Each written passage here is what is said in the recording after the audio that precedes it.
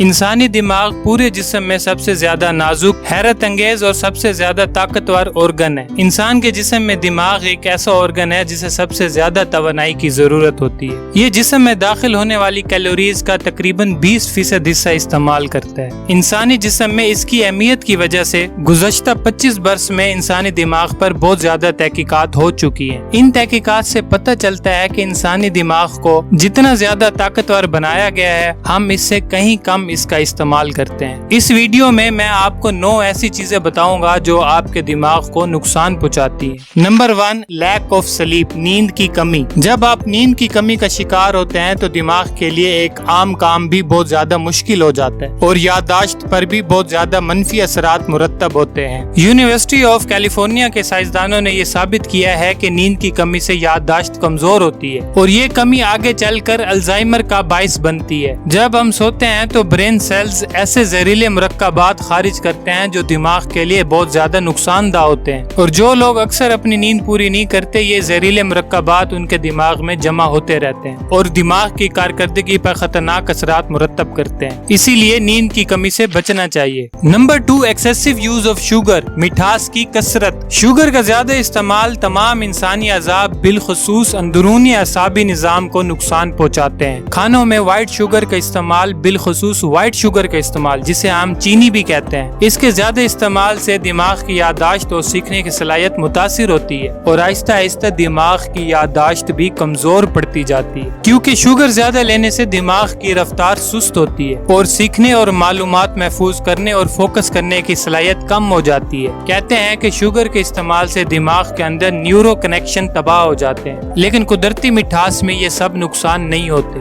لیکن کینڈیز اور ice cream کے اندر موجود شوگر دماغ کے لیے بہت زیادہ خطرناک ہے۔ البتہ اومیگا 3 پر مشتمل غذائیں یعنی کہ مچھلی اور مچھلی کا تیل اس بیماریوں کو کم کرتے ہیں۔ نمبر 3، ٹربل ریلیشن شپ یعنی کہ خراب گھریلو حالات۔ اچھے گھریلو تعلقات کی وجہ سے انسانی جسم پر مثبت اثرات مرتب ہوتے ہیں۔ ایک تحقیق کے مطابق میاں بیوی میں آپس کی محبت اور رومانی تعلقات دماغ کے ایسے حصے کو تحریک دیتے ہیں جس سے میاں بیوی کے اندر اور زیادہ محبت پروان چڑھتی ہے۔ ساتھ ہی خوف اور ڈپریشن کے احساسات بھی کم ہو جاتے ہیں اور سکون کا احساس بھی بڑھاتا ہے۔ نمبر 4، اسموکنگ، سگریٹ نوشی۔ سگریٹ کے اندر ایسے بہت سے زہریلے مواد ہوتے ہیں جو انسانی دماغ کے اندر موجود خلیوں کو نقصان پہنچاتے ہیں۔ یہ نقصانات توازن میں خلل کی صورت میں ظاہر ہو سکتے ہیں۔ سگریٹ نوشی چھوڑنے کے بعد اس سبب پیدا ہونے والی بیماریوں کا کچھ ہی عرصوں میں علاج ہو سکتا ہے۔ نمبر 5، ڈی ہائیڈریشن، پانی کی کمی۔ انسانی دماغ پانی کی کمی سے بہت زیادہ متاثر ہوتا ہے۔ ہمارے دماغ کا 80% حصہ پانی پر مشتمل ہوتا ہے، اسی لیے دماغ کے اندر 2% پانی کی کمی سے ہی توجہ اور حاضر دماغی کی صلاحیت بھی متاثر ہوتی ہے، اور پانی کی کمی کی وجہ سے یادداشت بھی کمزور پڑتی ہے اور سیکھنے کی صلاحیت پر بھی گہرا اثر پڑتا ہے۔ Number 6، chronic stress. طویل عرصہ اگر ذہنی دباؤ رہے تو سیکھنے کی صلاحیت کم ہو جاتی ہے اور ساتھ ہی سیلف کنٹرول اور یادداشت میں بھی کمی ہوتی ہے۔ نیند کی کمی کا شکار افراد جلد غصے میں آ جاتے ہیں، چڑچڑے ہوتے ہیں اور اکثر ٹینشن میں رہتے ہیں۔ یہ لوگ اکثر کاموں پر زیادہ دیر تک توجہ نہیں دے پاتے۔ نمبر 7، ہیٹریڈ اور انوے،